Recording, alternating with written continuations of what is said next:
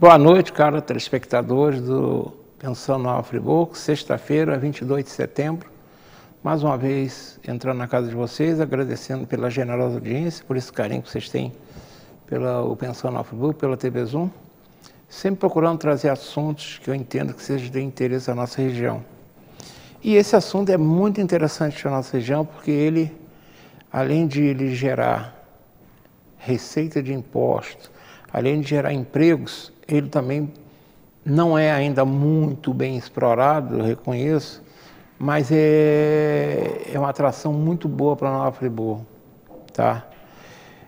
Nós sabemos que a nossa região, principalmente nosso município, tem tradição na fabricação de cervejas, inclusive com potencial turístico. Eu falo potencial que a gente pode explorar melhor ainda. A questão é saber se essa tradição está gerando resultado satisfatório para o chamado polo cervejeiro da nossa região. Cabendo várias perguntas, por exemplo, o polo cervejeiro nosso está em fase de crescimento, estamos ganhando mais ou perdendo marcas? Estamos sabendo levar nossas marcas para fora da nossa região? Estamos produzindo a preço competitivo perante a marca de outras cidades, de outros estados e mesmo as importadas? São essas e outras respostas que tentaremos obter nesta edição do Pensão Nova Friburgo. Enfim, este é o tema do programa desta noite. A quantas anda o polo cervejeiro da nossa região? Antes, a costumeira frase, e eu sempre falo, a frase tem sempre a ver com o tema do programa ou com um comentário que eu vou fazer. Essa eu não desconheço o autor, mas eu gosto muito dela, porque eu aprecio cerveja, né? Diz o seguinte: salve o planeta, afinal, ele é o único que tem cerveja. Tá? Até agora, só o único planeta que sabe se tem cerveja é o planeta Terra. Então vamos salvá-lo, né? Senão, para onde vai a nossa cerveja? Então fico com essa frase aqui, humorada: salve o planeta, afinal, ele é o único que tem cerveja, né? E agora vamos para um convite que eu fiz semana passada, vou repetir, até porque no próximo domingo a Casa Madre Rosélia está convidando a todos para a sua festa da primavera, com muitas atrações. Apresentação de danças das meninas que são beneficiadas pela casa, escolha da Rainha Primavera, é interessante. No passado, sempre tínhamos a nossa Rainha da Primavera, e se perdeu no tempo, mas agora a Casa Madre Rosélia está voltando com a escolha da Rainha da Primavera. E tem uma série de diversão para a garotada que for até lá, né? Pula-pula, personagem ao vivo, música até para os adultos, pastel, aquele pastel Friburgo sabe fazer muito bem, doce, bebida, pescaria. E para coroar terá um delicioso almoço beneficente, sendo servido um estrogonofe de frango, a um precinho de camarada de R$15. R$15 você vai saborear um estrogonofe de frango e vai ajudar as obras da casa, né? Porque a intenção da festa é essa também, né? Arrecadar recursos para essa casa. Mas quem quiser adquirir ingresso antecipadamente, basta passar lá ainda na casa. Eu acredito que nesse sábado ainda esteja vendendo, ou se não, vai diretamente no domingo. Para quem não se lembra ou não sabe, a Casa Madre Rosélia fica ali na Rua General Osório, 226. Também tem entrada pela Avenida Rui Barbosa. O horário do almoço, das 12 às 16 horas, né? Quer dizer, eu friso bastante isso, a importância de ajudar a Casa Madre Rosélia. Lá são cerca de 50 meninas que, no chamado contraturno, recebem um apoio muito grande. Então, para muitas famílias que eu não tenho, e atende a meninas de 6 a 12 anos. Então, muitas vezes a mãe não tem como deixar, né, a criança em casa, tem que trabalhar, a criança fica metade do tempo na escola e depois o que fazer? Na Casa Madre Rosélia, para as crianças que estudam à tarde, fica lá, entra lá às 7 horas, sai lá já com almoço, por volta de meio-dia, e vão para a escola. Então é um programão para domingo, né? Ajudar a Casa Madre Rosélia. Exposto, vamos ao tema do programa: a quantas anda o polo cervejeiro na nossa região? E para conversar com vocês, são duas pessoas especialistas em cerveja, tá? São muito conhecidas aqui. O Gabriel Tuller Costa, que ele é mestre cervejeiro da Alpendorf e presidente da Rota Cervejeira RJ. A Alpendorf, eu posso falar porque eu gosto dessas cervejas, e é uma das melhores cervejas que nós temos na nossa região. Nós temos boas cervejas aqui. Gabriel, obrigado por ter vindo, boa tarde. Boa noite, Modeste. Boa noite, boa tarde. Que nós estamos gravando à tarde, você está assistindo à noite. Então pode ser boa noite, tá? Boa noite, pessoal. Sou o Gabriel da Opendorf. Prazer novamente. Já estive aqui ainda quando eu era cervejeiro caseiro, né, Modesto? Estava começando a empresa, se eu não me engano, naquela época. Agora estamos aqui já quase 6 anos depois, né, trazendo a Opendorf e os meus conhecimentos, falar um pouquinho sobre isso, sobre a importância disso na cidade, que ainda é desconhecido de muita gente ainda. Você esteve aqui, eu lembro, você era paneleiro, como se falava, né? Você e o meu sobrinho Greitson, né? Isso, se eu não me engano, eu estava começando com a empresa, assim, acho que tinha acabado de inaugurar, ou estava para inaugurar. A gente ainda foi lá foi bem no antigo. Isso. Ali em Bela Vista, ali, né? Isso mesmo. Como mudou, né? A aparência não mudou muito, não, mas hoje a Opendorf, para quem já conhece o mundo das cervejas, ditas artesanais, né? A Opendorf tem uma boa fábrica de cerveja e é uma das marcas mais conceituadas aqui da região. E para quem não sabe, a fábrica fica lá em Conquista. Isso. Mas quem quiser se deliciar com a Opendorf, está ali pertinho, está ali e praticamente em frente à antiga fábrica Ipu, tá? Ali tem um local muito interessante. Então, para quem não foi ainda, vale a pena ir, tá bom? Eu estou falando isso porque eu realmente aprecio a Opendorf. E ao lado dele está a Monique Almeida, que ela é sommelier de cerveja. Não é só vinho que tem sommelier, não. Cerveja também tem. Isso. E é sócio do Caledônia Brew Shop. Monique, obrigado por ter vindo. Eu sei que você não está em boas condições físicas. Obrigado por você estar aqui comigo. Eu que agradeço o convite. Boa noite. Boa noite, Gabriel. Obrigada pelo convite também. A Monique também já esteve aqui. Estive, mas isso foi em 2019, né? Já tem bastante tempo, né? Na época e bem crua, né? Você não era sommelier de cerveja. Não, eu era só uma paneleira. Continuo paneleira, mas agora sommelier de cerveja. Com muito conhecimento, né? Com mais conhecimento que antes, sim. Hoje você já é uma mestre para ensinar, né? Ainda estou no caminho, mas já estou bem avançada. Então você vai até falar um pouquinho sobre... Você hoje tem... Naquela época você era um entusiasta, mas hoje não, hoje você é uma profissional. Uma profissional sommelier, não virei uma cervejeira profissional. Como cervejeira, continuo caseira. Mas sommelier é uma profissão, ué. Sim, mas é aquilo, a gente sai do curso ainda aprendendo também, né? Então, assim, eu terminei o curso tem quase 2 anos, mas desde então, ainda conhecendo os estilos, não conheço todos, né? Mas, assim, sempre em busca, né, da melhor cerveja, da melhor harmonização, mas ainda em aprendizado. Mas já bem avançado. Tenho me empenhado bastante para fazer um bom trabalho. Eu acho que a gente é sempre um profissional em formação, né? Sim, está sempre aprendendo. Nunca está pronto. Eu vou dizer a você, eu me formei em 1977. Vamos fazer conta aí? Tem um bocado de tempo, né? Eu continuo aprendendo. Se você só aprende o dia que você se abdicar do interesse em aprender. Aí você não aprende. Mas e com todas essas cervejas autorais reeditadas aí por essas cervejarias de Friburgo, não adianta. Você acha que conhece tudo, de repente aparece outra coisa e você tem que... a minha área, a minha área também é assim. Sim. A tecnologia está avançando, você ficar para trás, fica no tempo. Mas assim, é um processo contínuo, mas é gostoso. É muito legal descobrir coisas novas. Né? Olha só que profissão, né? Olha o que ela escolheu.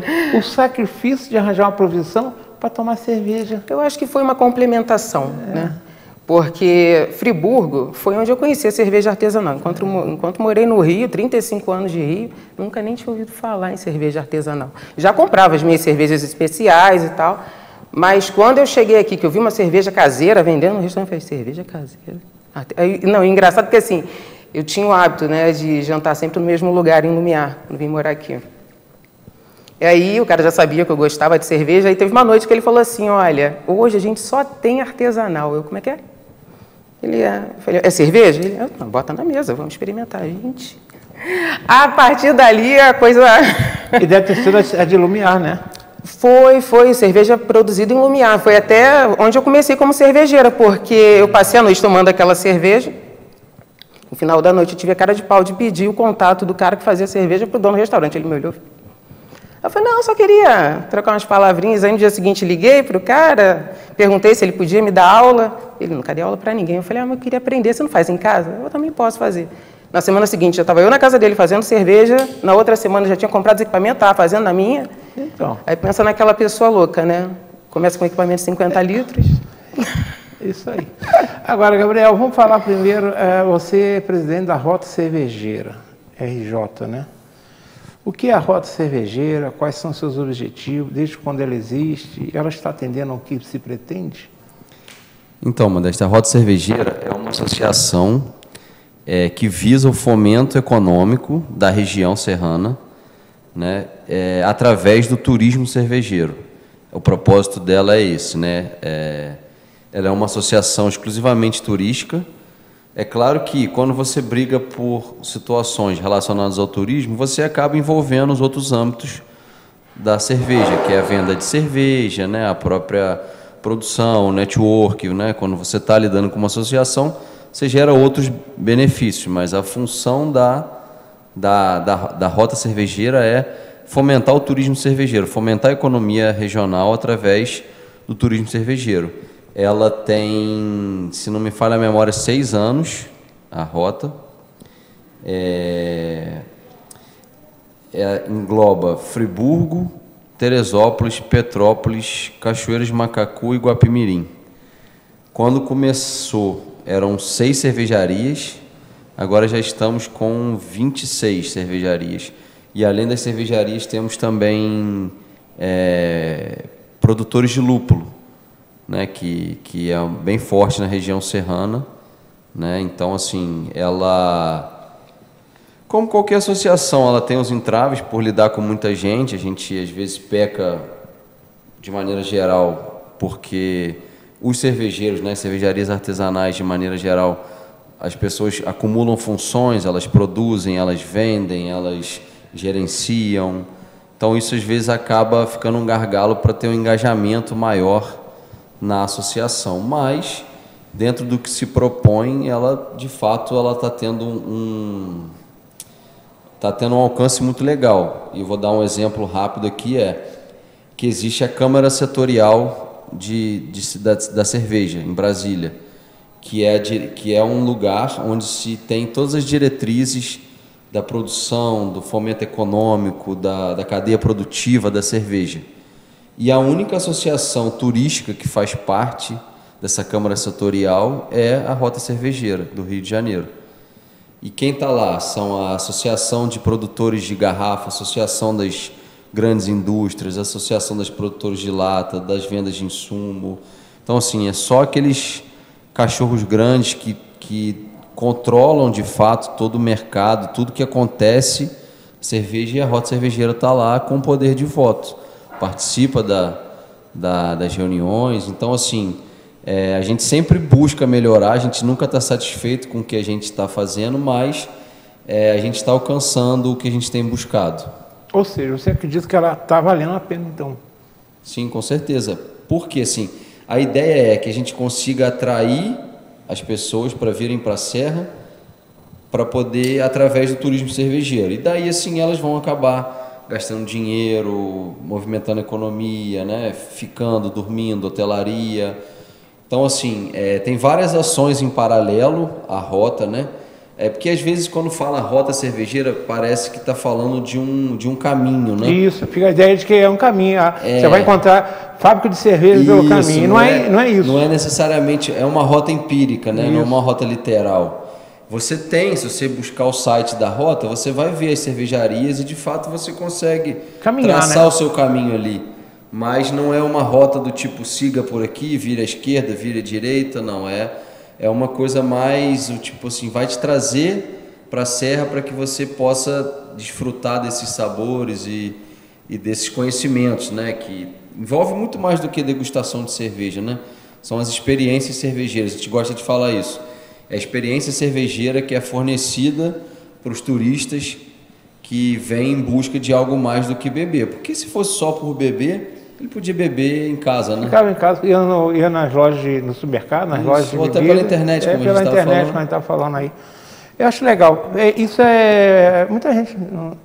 A gente fala só em beber, mas a cerveja, por exemplo, cerveja faz parte de uma série de usos na gastronomia, que muita gente desconhece, né? É uma coisa que se usa, né?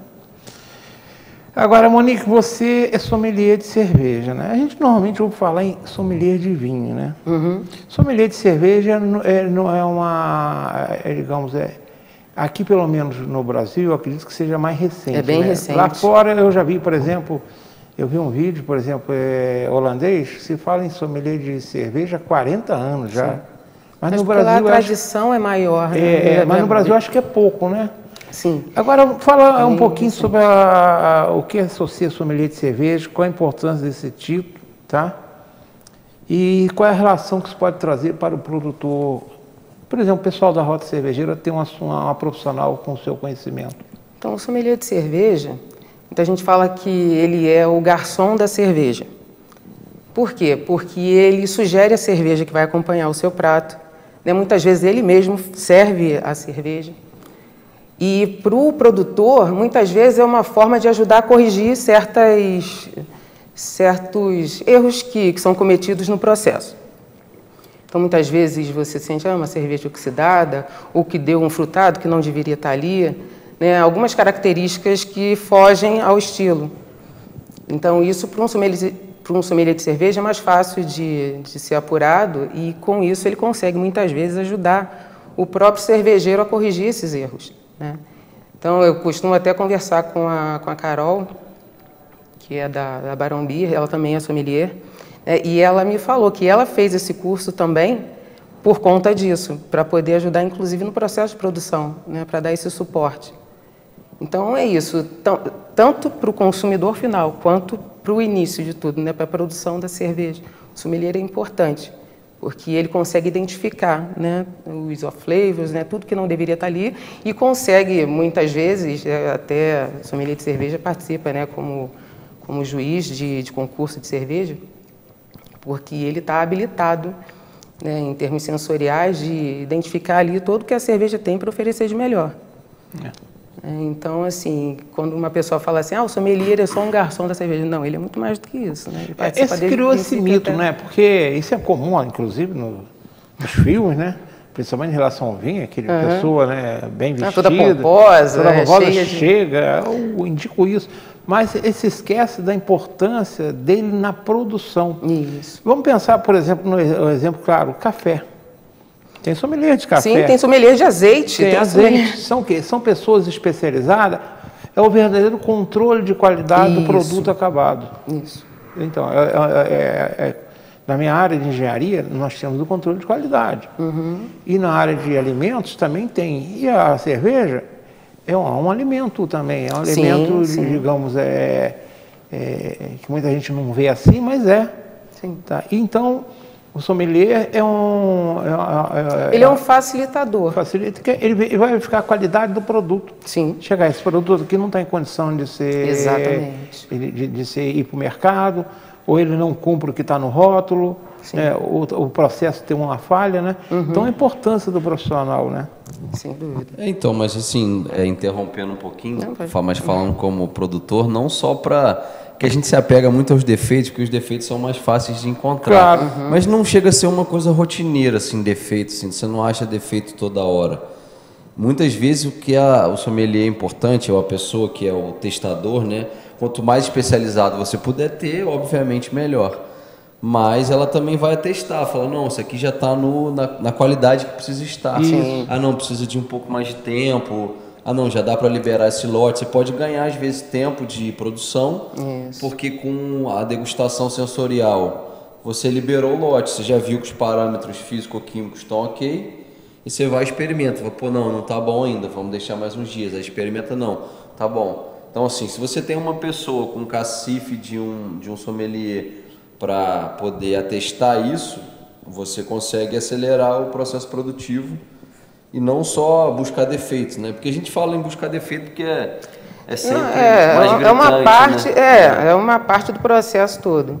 Mas uma coisa que eu gostei muito, né, de ter me tornado sommelier, foi a chance de trazer a cerveja de volta para a mesa. Porque a cerveja, por muito tempo, foi associada a petisco. Isso, né, isso. Não a pratos. Né, e eu, como boa cervejeira que sempre fui mesmo, né, por muito tempo sem conhecer a cerveja artesanal, mas eu me lembro que na época eu sempre gostei de jantar com cerveja. No almoço não, porque eu geralmente estava no trabalho, então você não mistura as coisas. Mas chegar em casa, poder jantar com uma cerveja, eu sempre gostei muito. Então, assim, aprender primeiro a conhecer as cervejas, né? Toda uma infinidade de estilos e subestilos, e todo esse leque, você poder, de fato, poder harmonizar cada uma dessas cervejas a todos os pratos possíveis e imagináveis, isso é maravilhoso. É uma coisa muito bacana. Você falou algo interessante. O controle de qualidade, muita gente imagina que é para apurar defeito, mas na maioria das vezes é para apurar qualidade. Você está buscando só ratificar isso aí. o produto, né? Você dá um segundo check. Isso aí. Você tem os padrões físico-químicos, visuais, mas você tem que ter, como se trata um produto ligado ao paladar, você tem que ter uma confirmação do paladar. E também para lançar novos produtos, da importância, né? Você quer lançar um produto novo, esse produto está dentro das características que a gente quer lançar, né? E não só para isso, por exemplo, como a Monique falou, o sommelier tem um outro papel importante, o sommelier, a maioria dos juízes de concurso são sommelier. Então, um papel que o sommelier pode ter para a empresa é de falar, olha, não, vamos mandar esse lote ou aquele lote, essa cerveja não está enquadrada no estilo certo, vamos botar essa cerveja em outro estilo, vamos... Ou deixa mais tempo maturando, para entendeu? Vai controlar esse lote para saber de liberação, participação em concurso, a validade, isso tudo influenciado, né? O sommelier pode participar dessas decisões. Gabriel, você já disse que a Rota Cervejeira hoje tem 26 empresas, né, que fazem parte dela. Agora, você diria que o nosso polo cervejeiro da região está em fase de crescimento? Nós estamos ganhando, estamos perdendo marcha. Como é que ele está? Então, Modesta, o polo em si, ele é mais um nome, assim, né, gente? Eu acho uma coisa meio invisível vendo do ponto de vista onde eu tô, assim, porque eu encaro mais como a região serrana. Isso. O polo... mas quando eu estou falando polo, é a região serrana mesmo. Sim. Não, o centro-norte fluminense. Se formos considerar esses municípios que eu falei da região serrana aqui, Friburgo, Teresópolis, Cachoeiras, Guapi, Petrópolis, e acrescentar... Cantagalo, Cordeiro, até Macuco ali, mais ou menos. A região assim, centro-norte e a região serrana, que elas mais ou menos se entrelaçam. Isso. Não, eu acredito que está em crescimento. O Brasil ainda está crescendo. Nos Estados Unidos, agora que essa revolução craft, né, que eles falam, né, que é da craft beer, que seria a cerveja artesanal, esse ano, agora, se eu não me engano, foi o primeiro ano que teve diminuição na taxa de crescimento. Ou seja, ainda teve crescimento no número de cervejarias, mas foi menor do que a taxa do ano anterior. Vou chutar um número, se ano passado o crescimento foi de 20%, esse ano foi de 17%. Então, assim, teve crescimento, mas foi menor do que o ano anterior. Então, são números fictícios, mas sim. Então, aqui no Brasil ainda não se sabe a real demanda de cerveja artesanal, porque não se criou a oferta máxima. Então, sim, a gente tem espaço muito para crescer, e principalmente na região serrana, ou essa região desse polo que a gente falou, que envolva toda a região serrana e o centro-norte, que criem experiências cervejeiras, que criem receptividade. Eu acho que isso é importante, para que você consiga trazer esse turista, e essa ferramenta econômica do recepcionar turista, de vender direto ao seu cliente, é muito legal, porque te dá a ideia, a chance de mostrar para o cliente qual que é a alma do seu negócio. Ele vê através de você, e ele próprio acaba virando um propagador da sua marca. Então, assim, tem espaço de venda, tem espaço de crescimento físico, tem espaço de venda de garrafa. Tanto que, se você que é uma pessoa que compra cerveja, Você anda pela cidade, você não vê cerveja da cidade em todo lugar. Não. Então isso a gente vê que tem muito espaço para crescer. Tem muito espaço, tem muitos locais de venda que você não vê a cerveja da cidade. Sim, você vê quantos hotéis da cidade vendem cerveja da cidade. Tem muito espaço para distribuição ainda. Sim. De convencimento. Sim. Então, é um trabalho de formiga, né? É difícil, é um produto perecível, não tem o apelo comercial das grandes marcas. Então, assim, a gente tem que mirar o exemplo de Blumenau, que tomou para si essa cultura da cerveja como uma coisa local e vamos apoiar. Lá já é diferente, é difícil ser em algum lugar que não tem uma cerveja local. Lá é a Brahma, que é quase uma cerveja especial, porque você não vê em todo lugar. Você vai no shopping, shopping que é um lugar clássico para mim, que é um lugar que tem grandes marcas, né?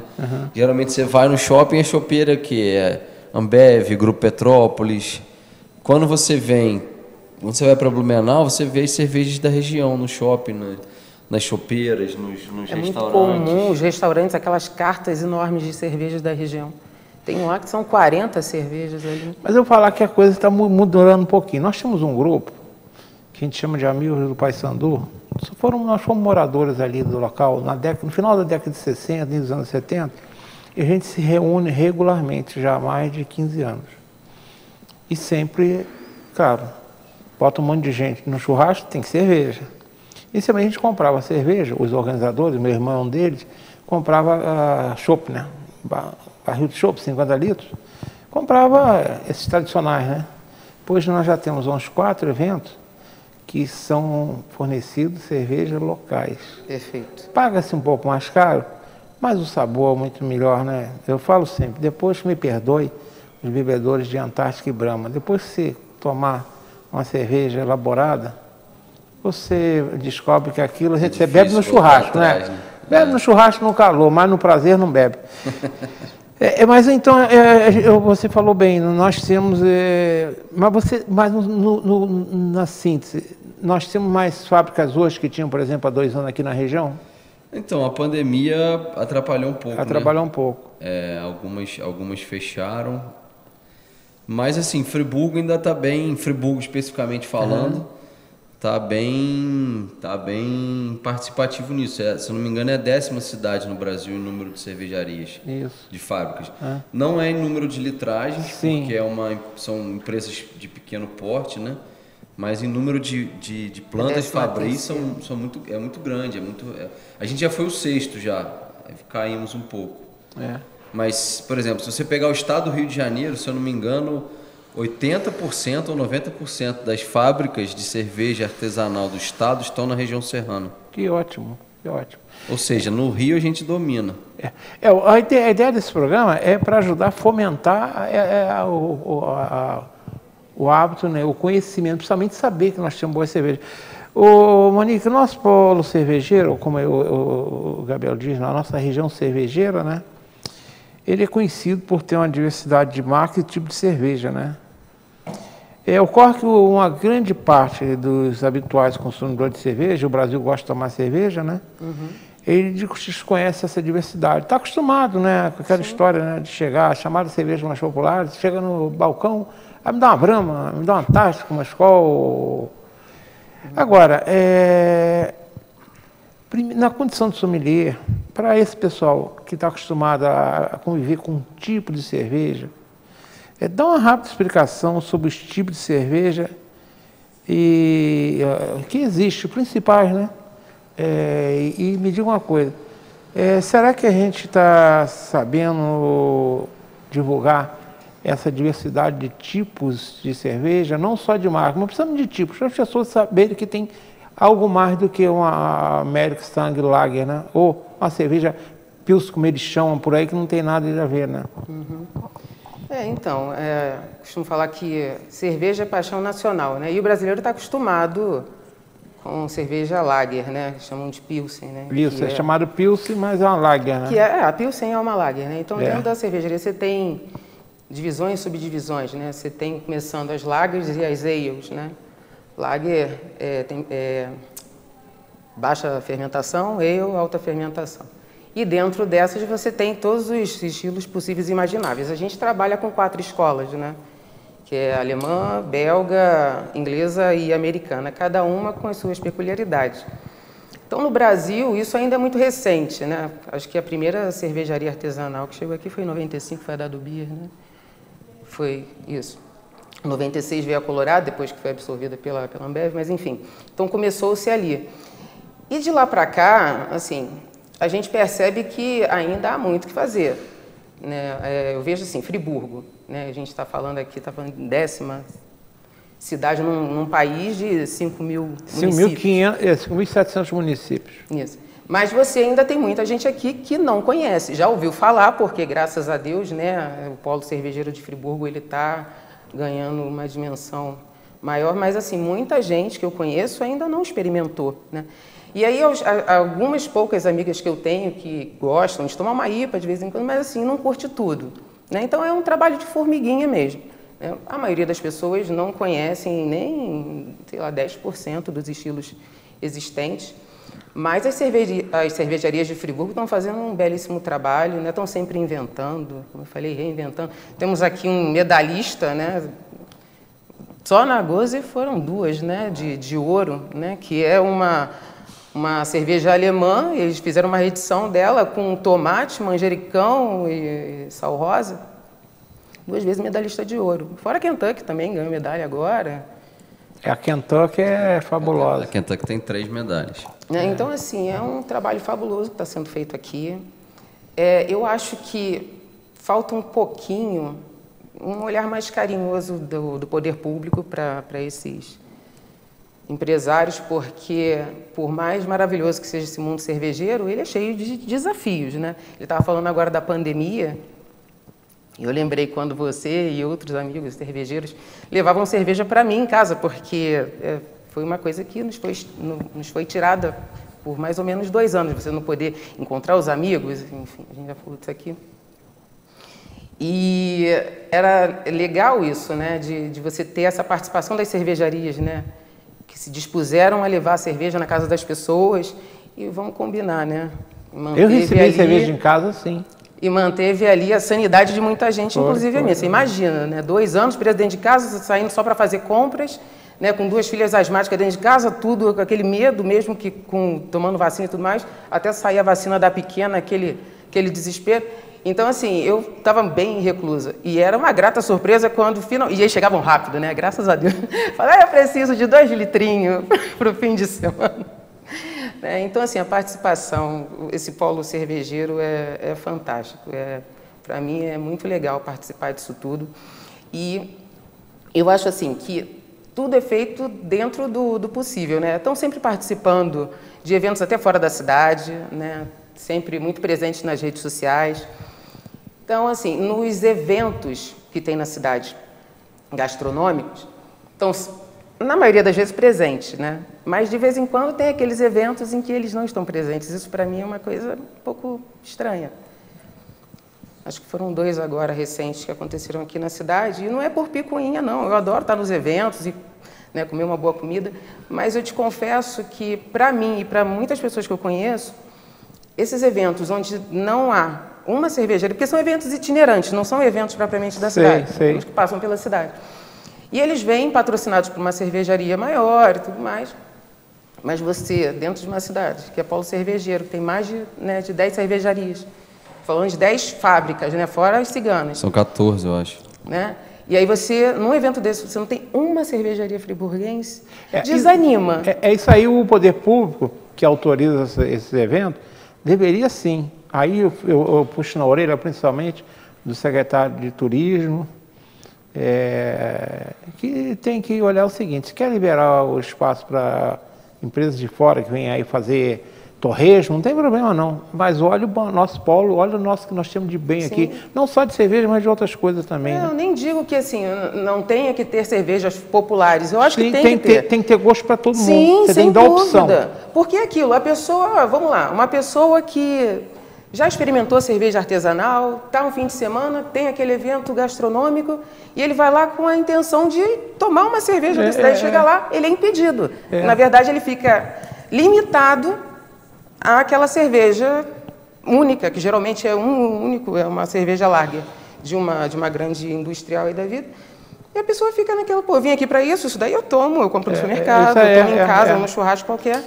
Mas você falou algo também, olha, os grandes supermercados aqui da cidade, os maiores, você chegar, você vai encontrar essas cervejas chamadas populares. Mas você já encontra rótulos também de cervejas de artesanal. Eles chamam de artesanal, você falou da Colorado, né? A gente não pode chamar que Colorado uma cerveja artesanal. A Colorado, né? Já foi. Hoje não. Porque ela foi vendida para a tanto é que foi, né? E acontece, né? Essas grandes cervejarias, quando uma dessas pequenas começa a tomar forma, primeiro, eu não sei até se vocês já não foram, já não tocaram vocês, aí vem cá, quem vocês não sabe? querem. É segredo esse jogo. Mas você não é só a Colorado, estão falando da Colorado, mas tem outras marcas grandes que já são aí do grupo Petrópolis, são do grupo da Heineken, que são marcas que começaram a se assanhar, mas elas estão lá. E uma coisa, por exemplo, Colorado é uma marca que hoje, uma coisa eles conseguiram, né? Uma coisa que a gente vai falar. Falar nisso está na hora do intervalo, não está não, Marconinho? Já passou. Vamos pedir intervalo. Voltamos daqui a 2 minutos, que a gente vai falar de algo depois que nós retornarmos.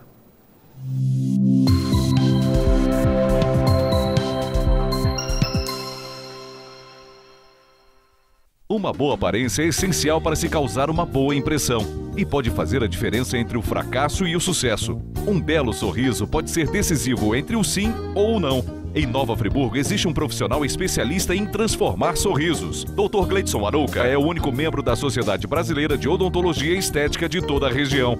Venha conhecer as vantagens que um especialista pode oferecer. Tudo dá certo com um belo sorriso.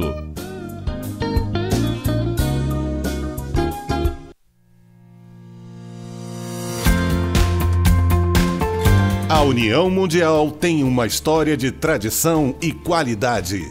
Atuando no mercado de ferragens desde 1988, buscamos inovar nossos processos cada dia mais. Um parque industrial com mais de 10 mil metros quadrados, bem planejado, com maquinários de última geração e uma equipe altamente qualificada. Com uma produção de grande escala, atendemos e distribuímos nossos produtos para todo o Brasil, levando mais beleza e qualidade para a sua casa. Fique ligado em nossas redes sociais e conheça a União Mundial.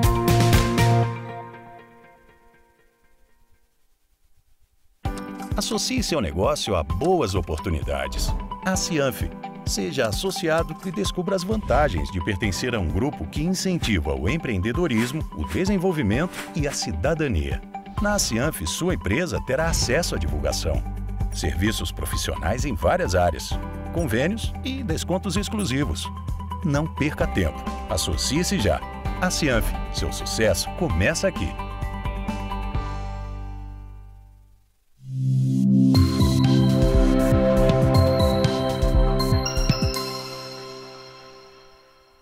Estamos retornando, conversando hoje sobre a cerveja friburguense, a cerveja da região, que já é bem conhecida de boa parte da população, mas precisa ser muito mais conhecida de grande parte da população, porque, olha, o mundo é diferente. Quem prova uma cerveja, eu sempre falo, ninguém sai incólume no momento que toma uma cerveja, que é chamada muito de artesanal. Eu diria que são cervejas de alta qualidade.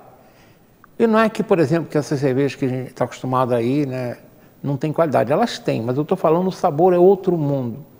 Tá? Toma uma cerveja, por exemplo, é uma famosa, não, a IPA, por exemplo, da vida, né? Sim. Uma Kentucky que você falou aí, é outro mundo, não dá para voltar. Gabriel, nós estávamos falando até no intervalo um pouquinho das nossas cervejas aqui. Algo que a gente observa, e você sabe como eu gosto delas, e já estimulo pessoas, e já ouvi de várias pessoas ligadas a mim, Modesto, eles vão lá em casa, tomam, aí você está tomando, Modesto, mas cervejas nossas são um pouco caras. Será que no futuro não tão distante nós conseguiremos diminuir o preço das cervejas friburguenses? É possível? Você acredita que a gente vai entrar? Por exemplo, hoje qualquer cerveja de Friburgo se fala logo, você até citou um nome aí que é mais barato, mas não se pensa numa cerveja a menos de R$25, 20, R$30. Você acha que a gente pode ter Eu não querendo dizer ter uma Colorado a R$9, como eu vi no supermercado aí, uma cerveja mais simples dele. Sim. Mas você acha que a gente vai conseguir diminuir o preço? Então, Modesto, para você ter preço, você precisa ter escala, né? Isso. Então, assim, para você ter escala, você precisa entre muitos fatores, você ter um incentivo local à produção, você ter uma cadeia toda que apoie, aí já é relacionado até a governo de estado, incentivo fiscal para trazer insumo, porque a gente não tem, é tudo importado. Agora até que a diferença do ICMS diminuiu, então a gente não tem tanto problema para vender. Mas de qualquer jeito a gente é meio longe, fora da rota de todo o insumo que vem. Somente a Serra é pior ainda porque e Friburgo especificamente, porque não é um acesso tão rápido ao Rio de Janeiro, né? Então, assim, eu diria que em média você vai comprar aí na casa dos 20 até R$25, a não ser que for uma cerveja muito especial, uma mais encorpada ou alguma mais envelhecida, que vai ser mais caro um pouquinho. Mas o mercado friburguense é muito recente, né? Como a gente estava falando, é uma coisa muito nova. A gente está falando aí da cervejaria mais antiga de ter na casa de 12 anos. Então, até que isso crie essa condição de ter uma procura maior e para poder gerar uma demanda, para estimular a oferta e diminuir o preço, isso leva um tempinho. Eu não sei a que curto prazo, mas depende muito da escala de produção, né? E a escala demanda água, energia elétrica, insumos, enfim, todas essas questões, os equipamentos para produzir, que são muito caros, para a gente é um gargalo aqui na região serrana, porque a gente não tem um produtor de equipamento no estado do Rio, por exemplo. Ele não é qualquer equipamento? Então tem que ter uma certa... inox, não sei o quê. Tem que ter um certo cuidado com a qualidade. Então, assim, isso tudo dificulta um pouco, mas... com o avanço, o olhar que o pessoal tem para a Serra aqui agora, vou dar um exemplo. Antigamente, todo o malte que a gente comprava basicamente vinha do sul. Ele continua vindo, ele entra em importação pelo sul, só que ele era armazenado todo lá, importação ou produção lá no sul, né? Santa Catarina principalmente. Mas agora, essas empresas, vendo o potencial aqui da região serrana, com esse tanto de cervejaria que eu disse, já tem alguns entrepostos mais próximos. Alguns já têm em Belo Horizonte, um depósito de malte para abastecer Sudeste, alguns já têm em Juiz de Fora. Então, assim, eles estão tentando chegar mais perto para diminuir o custo da venda do insumo para que atraia a gente como cliente e, consequentemente, caindo o custo produtivo nosso.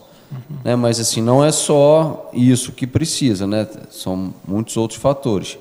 E um deles foi o que a gente falou, a gente precisa que essa demanda seja maior para que o custo... Você tem uma escala maior, né? Para que o custo também do produto ficar parado, às vezes, na gôndola do cara, da pessoa que vai vender, não vai impactar tanto no fluxo de caixa, né, daquela loja que vai vender. Sem falar que cervejas têm uma vida útil curta, né? Sim, as cervejas mais frescas vão ter uma vida curta de 3 meses. Isso aí. Então, assim, você produzir, chegar, até botar na loja, já vão dizer que vai chegar aí de pelo menos de 15 dias a um mês. Então, você já perdeu um mês de validade aí. Se você não tiver uma força de venda grande... Uma fluidez na venda. Então, assim, isso é um pouco... Aí acaba sendo um custo que você tem que recolher. Não recolhe, né? Mas o comprador tem que recolher, né? Ele vai perder esse... Então, aí ele bota o pé no freio para comprar de novo. Exatamente. Geralmente é o que acontece. Né? Nesse problema de desinformação de várias partes, assim, né? Do comprador, de às vezes está começando um negócio, está empolgado, falta a orientação de um sommelier de cerveja para montar a carta do estabelecimento, às vezes. Quer comprar muito de todas as cervejarias e todos os estilos e quer ter tudo, está empolgado, estou comprando, estou começando uma coisa nova. Aí cai do cavalo. Aí depois desiste e aí já não quer mais. Aí fica, né? Ah, não, cerveja artesanal não vende, vence rápido. É sempre aquela mesma coisa. Agora, ô Monique, nós sabemos que a cerveja, né? Claro, nós estamos falando de preço, mas os insumos utilizados nela, né, tem a relação direta com o preço, mas também em relação a sabor, sua cor. Rapidamente, para quem não sabe, diga quais são os insumos básicos que a gente usa na cerveja e se a gente ainda tem alguma coisa na região que... Você está falando que ainda tem que trazer o malte de longe, mas nós já temos alguma coisa de lúpulos aqui na região. Tem alguém que vende, por exemplo, alguma coisa aqui na região. Você pode falar um pouquinho quais são os insumos básicos e se a gente já tem, digamos, algum suporte na região para esses insumos mais de perto, que não tem aqui a Belo Horizonte, a Juiz de Fora? Ou pelo menos algum deles. Bom, os insumos básicos, né? Malte, água começa, né? Pela água, malte, lúpulo, levedura, fermento. Aqui em Friburgo nós tínhamos o Paulo Cordeiro, né? Não sei se a Moema continua. Tem o lúpulo Floresta Mendes, que é no Campo do Coelho. Está começando a plantação, acho que já tiveram 1 ou 2 colheitas. Mas assim, eu estou falando essa questão de comprar insumo fora de escala maior, de fábrica, né? Mas a gente tem um grande suporte na cidade, que ela não falou ainda, mas eu falo para ela, que é o Caledônia Brew Shop. Mas ela está com vergonha. Ele não chegou lá, né? Então, perguntou, ela está com vergonha de dizer, né? Eu ia chegar lá, né? Porque a gente está começando aqui a falar de macro para micro, né? Então, assim, mas como eu estava falando, né, do Paulo, para mim foi uma grande referência. Mas eu não sei se a Moema continua produzindo, eu não sei. Deu uma diminuída ali, né? Eu me lembro que a gente ainda comprou uma parte. Eles ainda colhem lá, mas não, é mais turístico lá, tem os pés para o pessoal visitar. Eu acho que é mais para visita, mas não é produtivo. Tem, por exemplo, nosso amigo André Gripper, ele tem lá os pezinhos dele, para produzir a Gripper dele, né? Mas é um caso especial, né? Para a produção dele mesmo. Sim. Aí agora eu vou chegar. Então, mais ou menos... Não, já tem mais de 1 ano, nós abrimos o Caledônia Brew Shop, uma loja de insumos cervejeiro voltado para cervejeiro caseiro. De vez em quando aparece uma cervejaria lá precisando de alguma coisa, de vez em quando eu apareço na cervejaria precisando de alguma coisa. Mas vocês vendem, por exemplo, você está falando pequeno cervejeiro, normalmente é um cervejeiro que muita gente não sabe. Tem muita gente que você mesmo começou, eles chamam muitas vezes de paneleiro, né? Isso. E hoje não, por exemplo, o Gredinho desanimou porque virou preguiçoso, mas o Gredinho estava até bem montado já lá, né? Mas você, por exemplo, para esse pessoal que quer começar no mundo da cerveja, você já tem os insumos todos para vender lá? Sim, nós vendemos malte base, maltes especiais. Acho que a gente tem quase todos os tipos de lúpulos lá na loja. Levedura, nós temos, como é que é o nome? Adjuntos, né? Quando você quer fazer uma cerveja tipo Vitibir, né? Então tem as bolinhas de semente de coentro, tem aveia para dar... Deve ter trigo também? Tem, malte de trigo. A gente também vende equipamento. E ainda fornece curso para quem está... Vocês oferecem curso também? Sim. Sábado agora tem uma turma nova. Está sendo muito legal, né? Porque a gente perdeu um pouco, né, do entusiasmo dos cervejeiros caseiros na própria pandemia, né? Deu uma caída. Até eu passei a produzir um pouco menos, né? Mas não deixei de produzir. Que dá trabalho também, né? Dá trabalho, mas é terapêutico, né? É gostoso fazer cerveja. Nossa, braçar sozinho, então, para mim, é o melhor dos mundos. Né? Então, assim, quando a gente abriu a loja, inicialmente a intenção era só vender os insumos, mas de repente, né, virou uma chave e falou, não, vamos oferecer curso.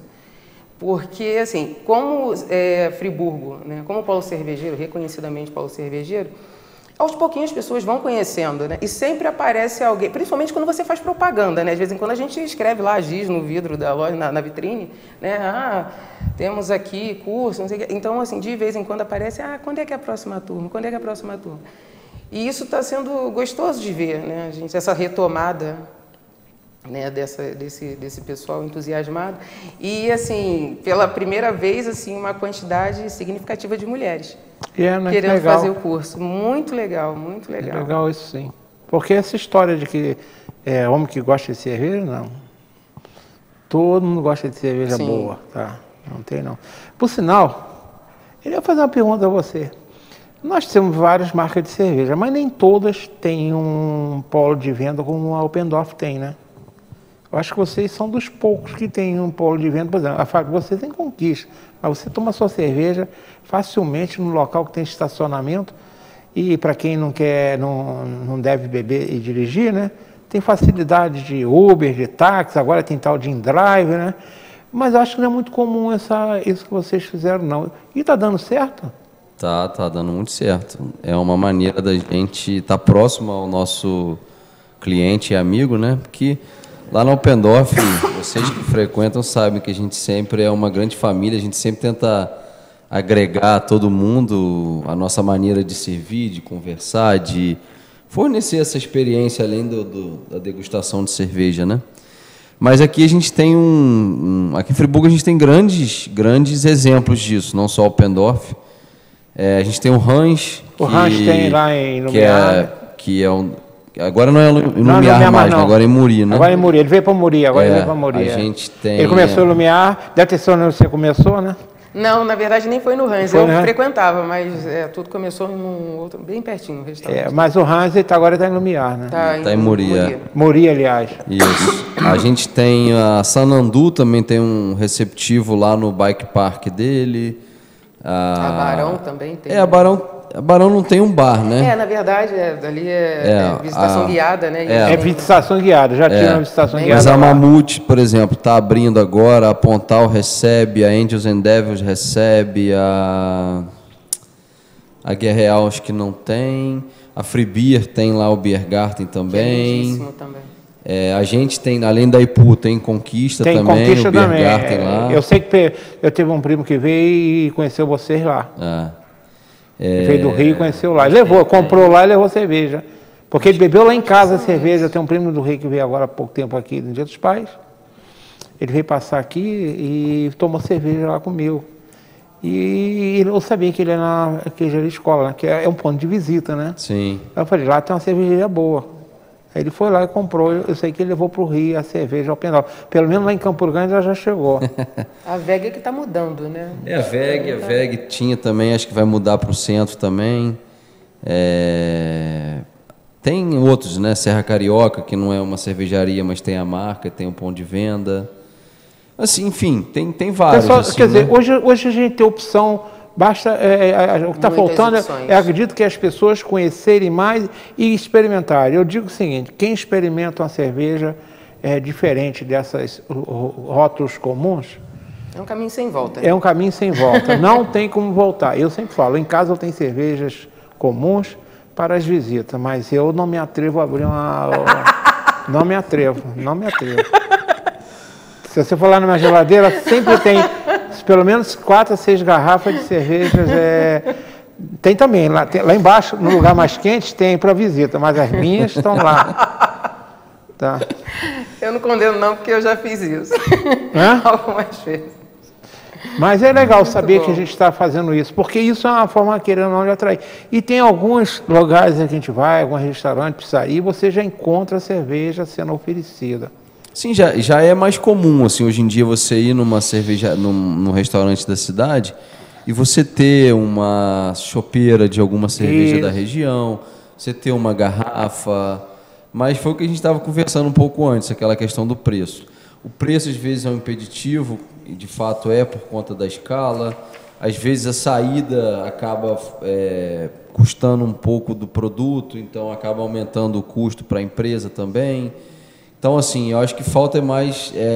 tá todo mundo um pouco mais preparado para oferecer uma experiência melhor, para que isso não vire um impeditivo no futuro do restaurante, do bar, continuar vendendo cerveja de outras pessoas. Porque os bares que eu conheço, ou que eu vendo, que tem rotatividade grande, eles não têm problema nenhum, nem com o preço, nem com o produto vencendo, nem nada. É mais questão de saber focar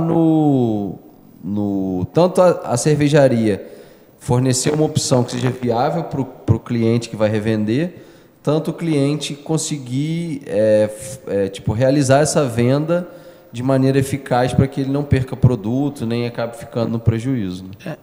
Essas cervejas, de um modo geral, você ganha na qualidade e bebe menor quantidade, né? É aquela turma que pega um copo e não é muito desse mundo, né? Tem gente que faz, mas de um modo geral as pessoas tomam mais saboreando a cerveja. Não é ficar com aquela coisa, né? Tem um grupo aí que a gente se reúne, né? Às vezes quando tem um novato lá, na primeira vez fica lá. Rapaz, isso não é muito... Tem chatos também. Tem uns chatos, né? Que se acham coisa. Falar nisso, em saborear cerveja, eu tenho que reconhecer. Você faz aqueles eventos lá, que o último, por exemplo, foi... Eu e o Gredinho saímos... É que nós moramos ali no Pericê, que nós saímos dali, já bem altinho, né? Eles fazem, a Opendorf faz uns seminários, né? Sobre estilo de cerveja. Já tem marcado próximo, né? Sim, se eu não me engano, é agora em outubro da escola americana. Então, a gente mas fez... a escola belga, aquela eu caí de 4, hein? A gente fez assim, como a Monique disse, né, da questão de cair de repente a questão do curso, a gente também já dava curso na fábrica, né, de cerveja caseira. Até hoje, você falou, o pessoal ainda procura, manda mensagem perguntando quando que é o próximo. Sim. De fato, as pessoas gostam de aprender e gostam de tentar fazer. E aqui, como o papel, eu acho, o papel nosso, dos profissionais que estão no meio cervejeiro da cidade, eu acho que a gente tem um papel de ajudar a difundir esse conhecimento. E a maneira que a gente puder, seja indicando cerveja, seja formando um novo cervejeiro, mas também disseminando conhecimento acessível, né? A gente fez esses cursos de escolas cervejeiras, né? Como a Monique falou lá no começo, alemã, belga, inglesa e americana. A gente já fez os 3 primeiros, né? Foram os que eu falei primeiro, alemã, belga e inglesa. E agora a gente vai fazer da escola americana. E, de certa maneira, é legal, porque a gente vê gente que está acostumada a beber, gente que a gente vê no dia a dia, mas também tenho visto aí cerca de 20% de pessoas que não estavam acostumadas a tomar cerveja rotineiramente, ou estão acostumados a tomar, mas não conhecem muito. Então é legal você difundir essa cultura. Então, quanto a pessoa mais sabe, melhor ela entende, melhor ela aprecia. Eu acho que o papel da gente criar essa cultura cervejeira na cidade passa por isso, você difundir conhecimento. Porque sem conhecimento a gente não faz nada. Não é nada. A gente está nos últimos 4 minutos, então deixa vocês à vontade. Fala rapidamente o que pode ser feito, digamos, até pelo poder público para que a gente realmente tenha na cerveja esse carro, né? Não estou dizendo que chegue a Blumenau, porque Blumenau já faz esse trabalho há muito tempo. Mas hoje, quando se fala em Blumenau, eu lembro que no passado, quando se falava em Blumenau, lá nos tempos dos anos 70, que eu morava no Rio, era um lugar de enchente. Hoje, quando se fala em Blumenau, se lembra logo em cerveja, em festa alemã. O que vocês acham que está faltando para a gente alavancar mais ainda nosso...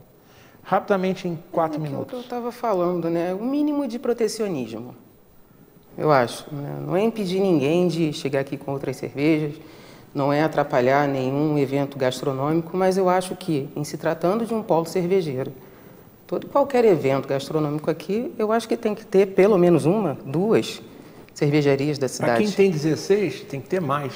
Não, porque você tem que abrir o leque para essas pessoas, porque a partir do momento que você restringe as cervejarias daqui, você está impedindo que as pessoas tenham novas experiências. Que não é visto, não é lembrado. Exatamente. Então, para mim, é o ponto mais crítico, vamos dizer assim. Eu acho que, assim, até pelos 2 últimos que tiveram aqui, tem menos de um mês, foi uma coisa que me deixou um pouco triste, sabe? Eu achei que não foi uma coisa bacana. Mas tudo bem, eu acho que...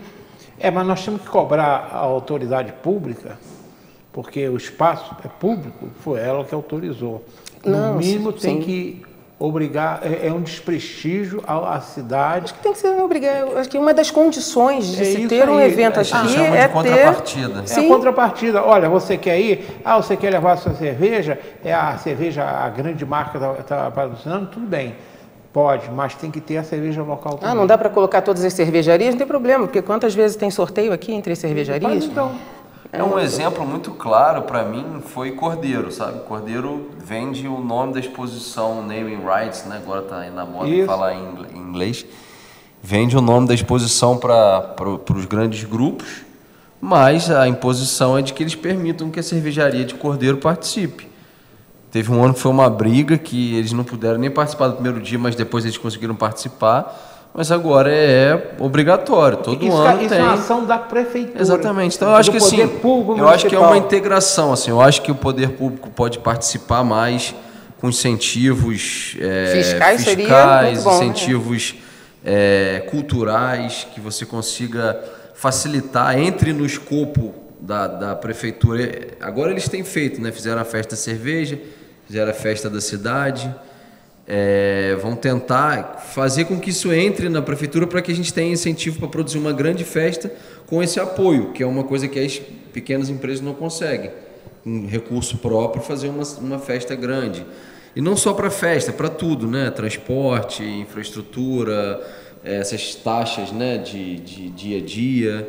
Mas também eu acho importante a parte privada, a gente conseguir ter uma integração maior. Eu dei uma palestra esses dias na Cianf. Eu só tenho 30 segundos. Que foi muito legal. Eu acho que é mais assim, para terminar, a gente conseguir integrar mais toda a parte privada de comércio, de hotelaria, de receptividade aqui, o receptivo turístico, consiga agregar com a cerveja para que todo mundo agregue tudo o tempo todo, né?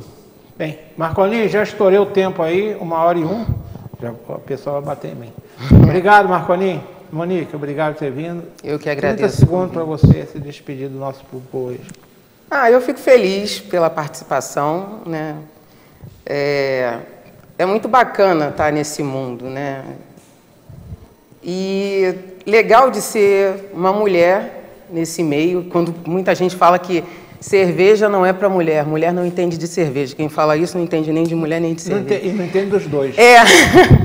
Né? Então, assim, feliz desde o início, né, de ter sido muito bem recebida pelos meninos, desde a época de Acerva, né, e agora inserida nesse mundo de sommelier, de podendo estar participando até de eventos em cervejarias, né, convidada pelo Gabriel. Então, um beijo para todo mundo, fico grata mesmo pelo convite e até a próxima. Gabriel, seus 30 segundos. Queria agradecer mais uma vez, Modesto, o convite. É sempre bom falar, eu gosto muito de falar sobre esse assunto. É uma paixão para mim e eu acho que se a gente andar junto, todo mundo de mão dada no mesmo sentido, a gente vai para frente. O que não pode é a gente dar a mão e andar um para cada lado, que aí a gente não sai do lugar.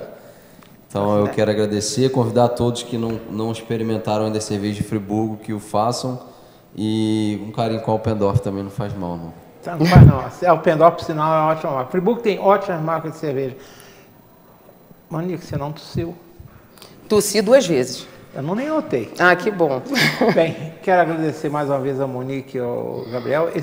A cerveja nossa merece... podemos ser conhecidos como a cidade da cerveja no estado do Rio, sim. Muita gente fala que Petrópolis é a cidade da cerveja, Teresópolis, mas Friburgo também pode. A Serra Imperial, todas têm ótimas cervejas. Mas a gente não precisa ser o patinho feio entre as três, não. Podemos ser o patinho, um lindo cisne, como elas já são, né? Agradeço a vocês que estão do outro lado da telinha. Se Deus quiser, até a próxima semana com outro assunto. Uma boa noite a todos.